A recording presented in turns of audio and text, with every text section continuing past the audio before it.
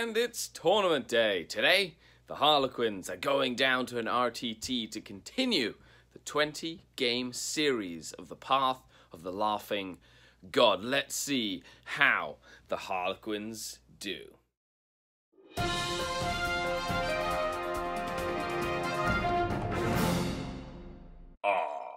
The Dark Kin.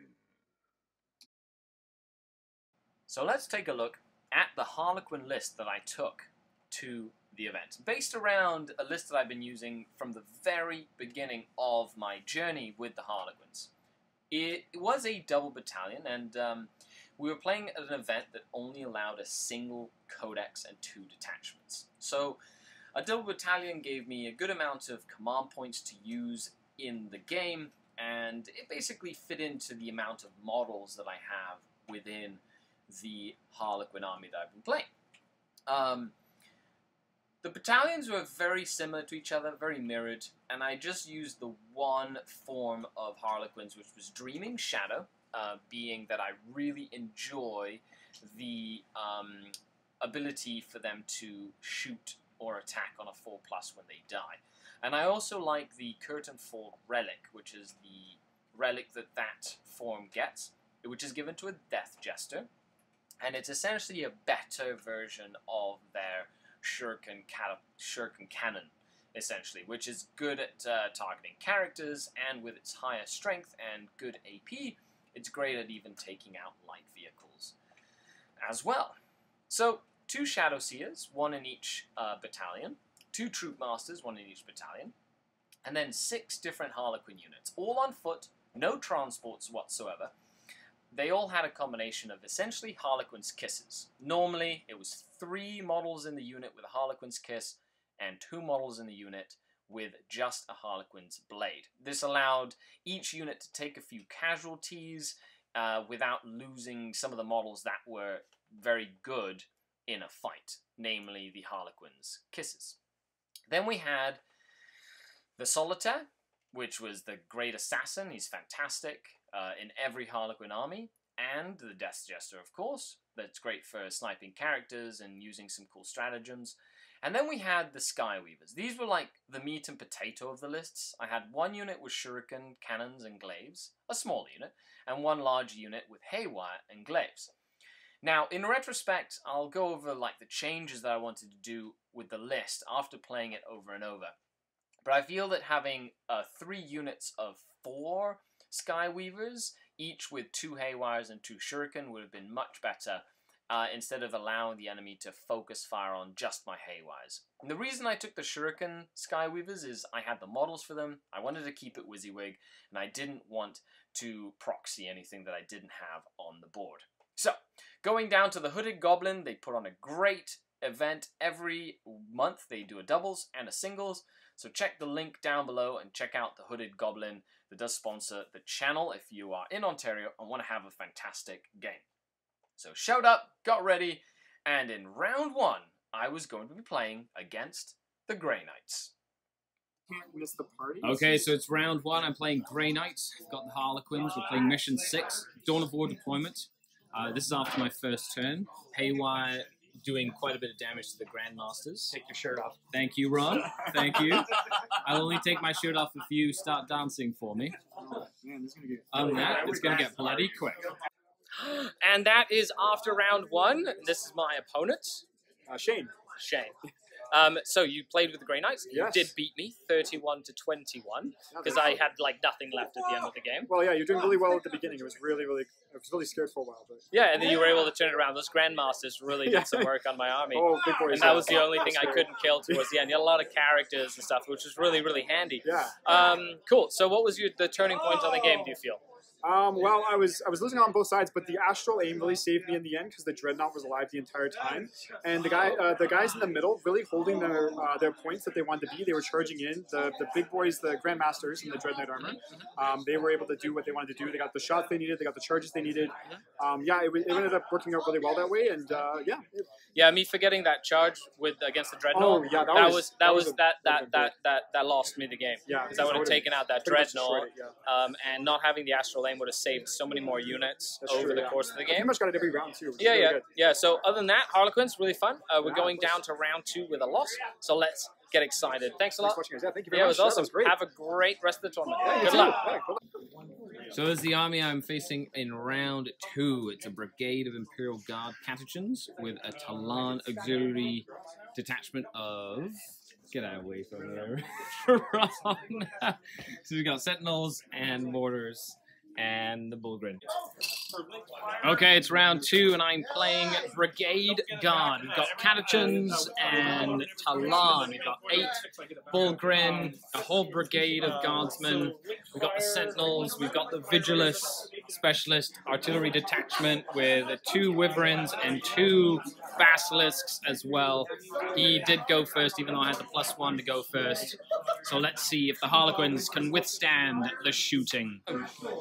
Okay, so it's after round 2, and I played Imperial Guard. You saw everything on the table. We only have 4 turns, sadly.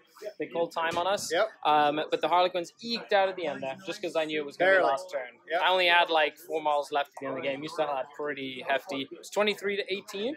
But what did you feel was like the turning point? When did you start feeling that the game was going in your favor? When you got the bikes into the corner there. Okay. Definitely. At that point, there was nothing I could do about it. Yeah, like once I got into the Wyverns, Yeah. right? Because those Wyverns just crushed my infantry. Yeah. And the Basilisk were on the other side, so I had to pick one or the other, and I knew that I had to go against the Wyverns. And you still had you outflanked some Talarn Hellhounds, Yep. and that was pretty cool, actually. Yeah. They didn't perform as well as I was hoping. Yeah, well, I in golden tied them up. saves, right? I tied them up as well, which kind of like mitigated that. I didn't even have to shoot them. I tied them up, then ended up killing one, and it didn't explode. Luckily. Yeah. Which is your favorite guard unit? I'm loving the Ogrins right now. Yeah, the Bullgrin, 2 units of 4, marching up the field with a priest, kind of waving a banner around, making them really killy. They killed a solitaire, they killed a whole unit of infantry, they took all the objectives in the middle of the field. Yep. They were just, I couldn't deal with them. And I didn't lose any. Yeah, I think you lost I one. one. Yeah. Yeah, but I just couldn't kill him. Other than that, thanks for the game. That was a fantastic tight game. Awesome. And we'll go on to round 3. Okay, this is round 3. The Harlequins on Vanguard Strike, mission 4 of the ITC. And I'm playing against Uthway. So we've got a couple of Fire Prisms, some Wave Serpents, Eldrads hiding back here with some Dire Avengers. 3 units of Pathfinders are in Deep Strike. Yeah, that one has Fire Dragons, and that one has Janezar and 10 Howling Banshees. So, super exciting. Let's see how this round. Okay, end of round 3. This is my opponent, Quentin. Hello. You're playing Eldar. I was. Awesome. Uthway. Specifically Uthway Eldar with Old Man Eldrad, Fire Prisms, and Janezar with a bunch of Banshees. Yep. That's awesome. I really like seeing some out-of-the-box thinking. So, how did the game go for you, or what was the turning point for you? It was far closer than I thought it would. The first game of the day got tabled very quickly. Second game, I outdid my opponent likewise very quickly. This was a much more mixed affair. Like it could have gone either way, right to the middle of the game, and then the tide just turned against me. I made like 4 really long charges out of like Deep Strike and like from long range. Yeah. And was able to kill like all the Ranger squads and like all your little supporting units. Yeah, and it corresponded kinda with a really bad round of shooting on my part, and then that was it. That was it. Just Yeah. kind of compounded. But other than that, Janezar was really fun with a little buffs to like the I guess playing against Tau, that would really throw somebody off without being able to overwatch, and then they get to like charge really far because they get extra range for charging and stuff And always being able to hit first with her, yeah, it makes a great deal of difference. Awesome. Thanks for the game, Quentin. Really appreciate it. Have a fantastic afternoon, and we'll come back after we're at the studio. And that is the end of the tournament with the Harlequins. Overall, there were 18 people at the event, and I came in 3rd with the Harlequins. Even after that loss, the Harlequins pulled great at the last 2 matches and got me a podium spot, which was amazing. A couple of things in retrospect. Number 1, I need to get a couple of the Harlequin transports, just to be able to hide a few of my units, especially against things like Wyverns, Mortars, line of sight stuff. The second thing was I should have really taken 1 battalion and then an Outrider detachment and maximized on some of the points that I had to make a larger, 1 or 2 larger Harlequin infantry units. I feel that Harlequin infantry units work best when they're larger, in groups of 10 or 12, because you can buff them and debuff the enemy to be more efficient at making it harder for them to deal with a larger unit of infantry. They also have the ability to take casualties, and with 4 attacks each, they get in and do a lot of damage in close combat. Now, I don't have any models that have the little fusion pistols, but I feel that those would be very useful too sporadically, especially in like the Skyweavers if you put them in transports.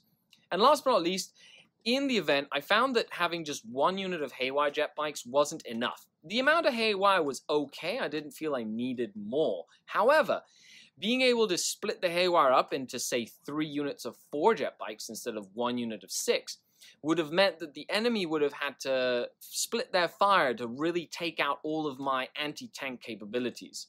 And that was, I think, the biggest mistake in the list, was having all my Haywire in 1 unit, which allowed the enemy to wipe it out completely and really hampered my ability to deal with the enemy shooting. Now, going all the way back to my first game, had I made that charge against the Dreadnought, it likely would have been a much different game, because I would have still had that entire unit of jet bikes alive, and he wouldn't have been able to kill all my stuff out of line of sight. Well, that's all I have for you today. I hope you enjoyed the Harlequin Challenge, and that was game, I believe, 9, 10, and 11 of the 20-game series of the Harlequin, the Path of the Laughing God. So, let me know down below if you are practicing with an army that's new to you as well. Is it a Dark Eldar, Eldar, Imperium, Xenos army? Let me know how your journey is going, how you are doing, and learning how to play a completely different army. A huge shout out to the Hooded Goblin, who helped support the channel and putting on some really cool events. Make sure you check out their calendar for stuff that they are putting on. And another shout out to all the Patreons. Thanks to you, I get to do this, and I hope you enjoy the content that we create. If you'd like to become a denizen, check the linky down below. Other than that, I am Skari, your grateful host, and I'll see you after Las Vegas, everybody. Skari out.